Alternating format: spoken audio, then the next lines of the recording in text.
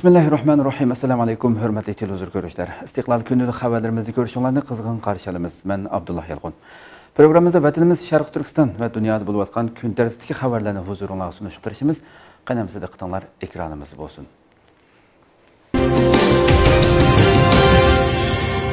Xitayning Jilin o'lkasi qaytadan jiddiy holatga kirdi. Reuters agentligining bugungi xabarida bildirilishicha, Xitoyning Jilin o'lkasining Shulan shahrida yangidan bayqalgan yuqumlanuvchilar 22 ga yetgan bo'lib, yuqumga qarshi tadbirlar qaytadan ching'itilgan. Ma'lum bo'lishicha, 7-maydan hozirgacha Shulan shahrida 2500 ga yaqin kishini tekshirgan bo'lib, yuqumlanuvchilar 22 ga, ular bilan yaqin aloqada bo'lganlar 367 ga yetgan. Jilin shahri doiralari darhol buyruq tushirib, maktablardagi barliq o'quv-o'qitish faoliyatini to'xtatib, torda dars o'tishga o'zgartgan, vokzallarmo qatnashni to'xtatgan. Jilin shahrining muavin shahar boshlig'i axborot e'lon qilish yig'inida yuqum ahvolining intayin murakkab ekanligini, texmo ilgirlagan holda kengayib ketish xavfining zo'r ekanligini bildirgan. Bulardan sirt yo'lovchilar avtobusi va yuk avtomobillarining barliq qatnash liniyasi to'xtatilgan. Kinoxona, tantarbiya zali va sayohat o'rinlariga o'xshash ommaviy so'rinlar to'liq taqalgan. Barliq kollektiv faoliyatlar man'iy qilingan. Bildirilishicha, navbatda Shulan shahri yuqori xatarlik rayon qilib bekitilgan.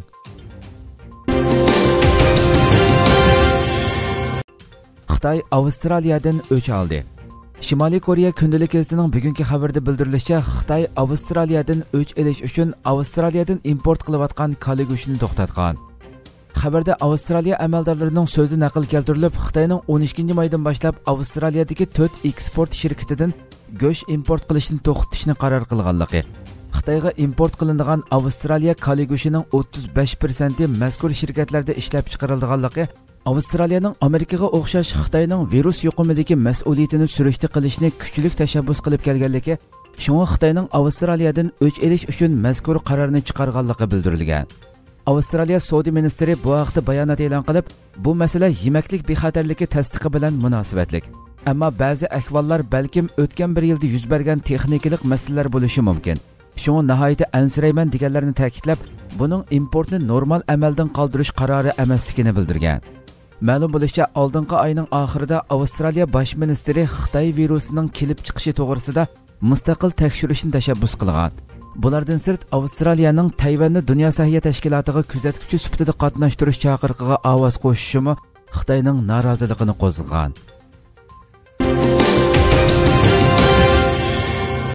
Kalpinda 5.2 ball yer tavridi. Tangritog to'rining 12-may bergan xabarda bildirilishicha, Sharq Turkistonning Kalpin noyasida 5.2 ball yer tavrigan. Xitoy yer tavrashdan oldin ma'lumot berish idorasining bildirishicha, 9-may soat 23:35 o'tganda Aqsu viloyatining Kalpin noyasi shimoliy kenglik 40.77 gradus, sharqiy uzunlik 78.76 gradusda 5.2 ball yer tavrigan. Tavrash manbasining cho'nqurligi 15 kilometr bo'lgan. Xabarda bu qatimqi yer tavrashning Kalpin noyasi, Aqchi noyasi qatorliq joylarda tavrash sezimi paydo qilganligi, Aqsu viloyati, Qashqar viloyati, Otish shahri qatorliq joylarda tavrash sezimining ro'shan bo'lganligi, tavrash markazining Kalpin nahiya bozori bilan bo'lgan orliqi 38 kilometr, Aqsu shahri bilan bo'lgan orliqi 134 kilometr, Urumchi shahri bilan bo'lgan orliqi 804 kilometr keldiganligi bildirilgan. Xitoy doiralari bu qatimqi yer tavrashdimi o'lish yorlanish ahvoli haqida hech qanday ma'lumot bermadi. Trump Amerika Federatsiya pensiya zapisini Xitoydan qaytarib kelganligini bildirdi. Xitoy rejimining Wuhan virusi masalasidagi javobgarligini surishti qilish haqida kaskin munozaralar qanot yeyotganda, Amerika prezidenti Donald Trump o'tgan mezgillardan buyon Xitoydagi paycheki bozoriga selinib abort qilinayotgan Federatsiya pensiya zapisini qaytarib kelganligini bildirdi. Reuters agentligining 12-maydagi xabarda aytilishicha, Oqsaroy bu qatim to'xtatmoqchi bo'lgan summa 50 milliard Amerika dollaridan oshadi ekan. Bu mablag'ning vositalik holda Xitoy armiyasini harbiy aeroplanlar bilan ta'min etadigan Xitoy Avo-Asiya sanoati guruhi va nazorat mexanizmida avangardlik rolini o'ynayotgan Hikvision raqamlik texnologiya shirkatiga o'xshash shirkatlarni iqtisodiy yo'lakka ega qilib qo'yishi Prezident Donald Trumpning bu qarorni chiqarishiga sabab bo'lgan asosli omillar ekan. Fox xabarlarining 12-maydagi alohida xabarda aytilishicha, bir kun ilgari Oqsaroyning davlat bexatarlik maslahatchisi Robert Bryan va iqtisod maslahatchisi Larry Kudlow Amerika Emgak Ministerligining ministri Eugene Scalia'ga maxsus bu haqda maktub yo'llagan. Maktubda ular Amerika Federatsiya pensiya zapisini Xitoy paycheki bozorida obortga selishning Amerikaning davlat bexatarligi uchun ziyonli ekanligini, yana kelib buning vositalik holda Xitoy rejimining Uyg'ur va Tibetlarga qaratgan kishilik huquq dafsandichilik qilmishiga iqtisodiy jihatdan yordam berganlik bo'lib qolganligini alohida ta'kidlagan. Maktubda aniq qilib Xitoydagi bu mablag'dan foydalanayotgan shirkatlar Amerika hukumatining jazo berish tizimligida bo'lib, dal mushular Xitoy rejimining harbiy quvvatini oshirishga va har qaysi diniy jamoatni bostirishga yordam berayotganlardir deyiladi. Minister Eugene Scalia buningga tezdan inkos qaytarib, o'zining bu taklifni qat'iy qabul qilish maydonini ifodalagan. New York vaqti gazetining 12-maydagi xabarda aytilishicha, Amerika siyosiy sohasidagi ko'plagan zotlar bu qarorni qizg'in olqishlaydiganligini bildirgan. Shundaqla buning Xitoy virusi sababli Amerika-Xitoy munosabati yiriklashayotgan hamda ikki taraf o'rtasidagi savdo kelishimining birinchi bosqichi ijro bo'lishi oldida turayotgan favqulodda paytda Amerika tashqi siyosatida zo'r bir burilishning borligi kelishidagi muhim omillardan bo'lib qolganligini alohida ta'kidlagan.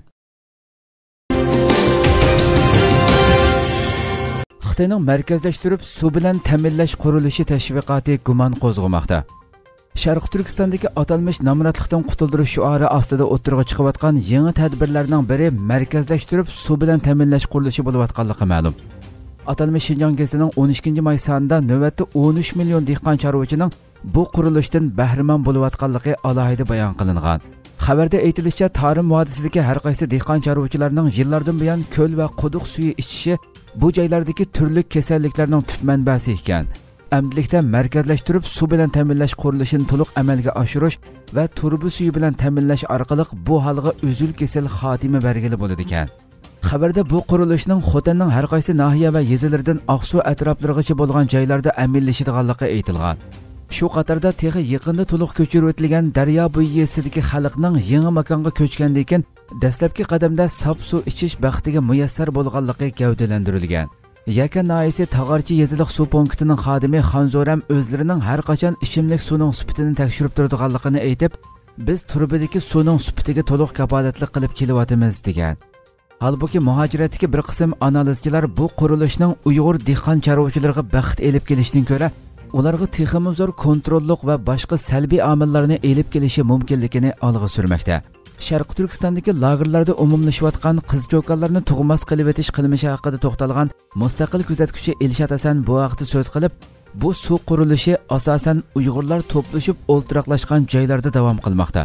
Uningdagi suvning tarkibida qandoq ilmiy nitlarning borligiga bir narsa demak qiyin dedi. Amerika Kengash palatasi Uyg'ur qonun loyihasini ovozga qo'yishga yuzlandi. Amerika Kengash palatasining rahbari Mitch McConnell o'tgan hafta muxbirlarga so'z qilib, Uyg'ur kishilik huquq qonun loyihasining tuzilgan nusxasini Kengash palatasida ovozga qo'ydiganligini bildirgan edi. Bugun bu haqda ba'zi ilgirlashlarning bo'layotganligi dastlabki qadamda ma'lum bo'ldi. Bloomberg xabarlarining 12-maydagi xabarda aytilishicha, navbatda Kengash palata rahbarlari hozir buni ovozga qo'yishga qarshi fikrning qanchalik ekanligiga qarayotgan bo'lib, bu qatimmi uning mutlaq ustunlik bilan ma'qullanishi ehtimolga yaqin ekan. Bu ishlardan xabardor bo'lgan 3 arbob mazkur qonun loyihasini ovozga qo'yish balkim mushabda ichida ishga eshishi mumkin deb qaraydiganligini bildirgan. Mitch McConnell bu haqda so'z qilib, hamda Xitoy Kompartiyasi bilan qanday munosabatda bo'lish haqidagi keskin savollar Amerika hukumatiga yo'llandi degan. Yana kelib, bu qadimgi Xitoy virusining Amerikaga elib kelgan baloyi ofatlari tufaylidan Cumhuriyetçilerinin ko'p qismi Xitoy bilan bo'ladigan munosabatda qattiq maydon tutish lozimligini ta'kidlamoqda ekan. Xabarda aytilishicha, navbatda Kengash palatasida 50 kishi buningga imzo qo'ygan bo'lib, bu qatimmi uning o'ngishliq ma'qullanishi umid qilinmoqda ekan. Turkiyadagi Xitoy virusi yuqumining eng yangi ahvoli. Türkiye Cumhuriyeti Səhiyyə Ministeri Fahrettin Koca tünügün bir gün içinde Xitoy virusi bilan 53 kişinin qazo qilganligini e'lon qildi. Fahrettin Koca kech soat 7da Turkiyadagi Xitoy virusi yuqumining eng yangi ahvolini e'lon qilib, virus bilan yuqumlandi deb gumon qilingan 37351 kishining tekshirilganligini, bir kun ichida yangidan 1704 yuqumlanuvchining ko'payganligini, buning bilan Turkiyada Xitoy virusi bilan yuqumlanuvchilarning 141475 ga yetganligini, Bir kun ichida 53 kishi qazo qilib, jami qazo qilganlarning 3894 ga yetganligini bildirdi. Səhiyyə ministri yana bugun davolanayotgan bemorlar ichida 3109 nafarining salomatligining asliga kelganligini, 1045 bemorning kesilining og'ir ekanligini, ammo kesili og'ir bemorlarning ozayishga boshlaganligini, umumiy yuqumlanuvchilar ichida 70% bemorning salomatligining asliga kelganligini, maska taqash, o'zaro orliq saqlash qatorliq oldini olish tadbirlarining Xitoy virusiga qarshi unumli kuch hisoblanadiganligini, odam ko'p o'rinlarga berishdan saqlanishning intayin muhim ekanligini ta'kidladi. Türk savdogarlarining Xitoyga qarshi embargolari unumli davomlashmoqda. Qrim agentligining 12-maydagi xabarda bildirilishicha, Türk savdogarlari Xitoyning Sharq Turkistonda yurgizayotgan siyosiy ziyonkashligiga qarshi qo'zg'agan uni to'xtating nomli embargo yurgizish faoliyati unumli davomlashmoqda. Bir qism Türk savdogarlari Xitoyning Sharq Turkistondagi bostirish qilmishlariga qarshi turish uchun oldingi yili uni to'xtating nomli embargo faoliyati boshlagan bo'lib, hozirga qadar 49 turk shirkati embargo faoliyatiga qatnashgan. Iqtisodiy embargoga asosan shirkatlar Xitoydan mahsulot import qilishni to'xtatgan. Bu faoliyat sababidan Xitoy hozirgacha 1,5 million dollar ziyon tortgan. Bu faoliyatning boshlamchilaridan biri bo'lgan savdogar Qodir Akinji ijtimoiy taratqularda bayonot e'lon qilib, Xitoyning Sharq Turkistonda yo'l qo'ygan irqiy qirg'inchilik siyosatiga qarshi turish uchun qo'zg'agan iqtisodiy embargo faoliyatiga 49 turk shirkatining qaytilganligini, hozirgacha Xitoydan import qilinayotgan 1,5 million dollar qimmatidagi mahsulot importining bekor qilinganligini bildirdi.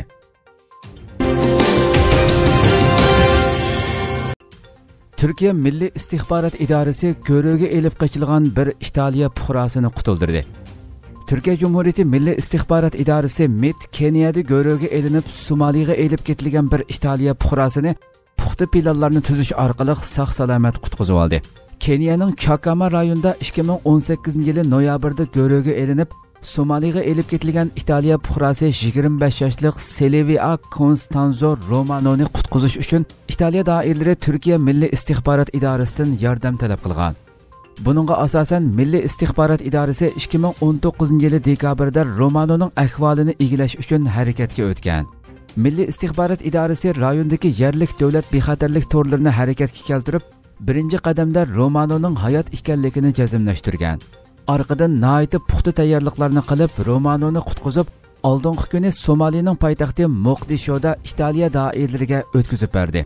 Italiya taratqullarining xabarlarida Romanoning Afrika Melalal Onlos ismli bir xayri saxovat o'rnida xolisona xizmat qilganligi, xilidan buyon mushu xizmatlar munosabati bilan Keniyada turayotganligi bildirilgan edi. Romanoning erkinlikka erishishi Italiyada kuchli g'ulg'ula paydo qildi va bu vaqtdagi analizlarda Turkiyaning rayondagi ta'siri tilga ilib o'tildi. Xabarda bildirilishicha, Italiya hukumati bu qizni qutqizib olish uchun qanchilgan qaytim tirishchilik ko'rsatgan bo'lsa-mu, natijasiz oxirlashgan. Oxirida Italiya hukumati Turkiyadan bu vaqtda yordam talab qilgan. Romano qutuldirilgandan keyin maxsus aeroplan bilan Italiyaning poytaxti Rimga elib kelingan. Uni Italiyaning bosh ministri, tashqi ishlar ministri va oilasi qatorliq kishilardan tarkib topgan bir hay'at kutib olgan.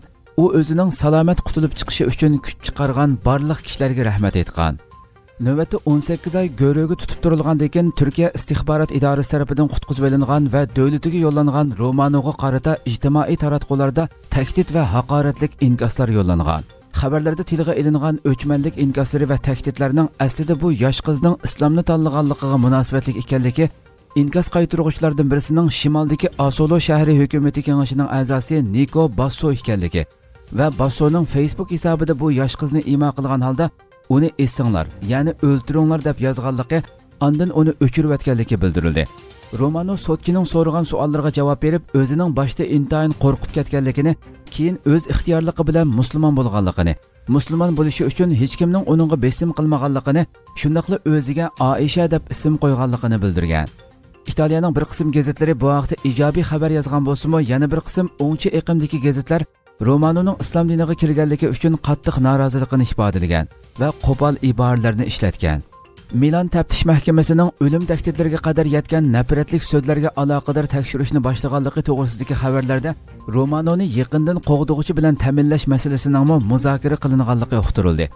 Xabarlarda Milano soqchilarining Romanoning uyi joylashgan ko'chada keng ko'lamli bexatarlik tadbirlari yo'l qo'yganligi uqtirildi. Hürmetli televizyon görüşler, şunaqlı bugünkü xabarlarımız müşahede ahırlaştı. İnşallah ayetki xabarımızı görüşükçe sizlerine Cenab-ı Allah'a tapşırmaz. Şunaqla program ahırda ekran arkasındaki barlıq hizmetdaşlarıma köptün köp rahmet eytimen. Assalamu alaikum ve rahmetullah.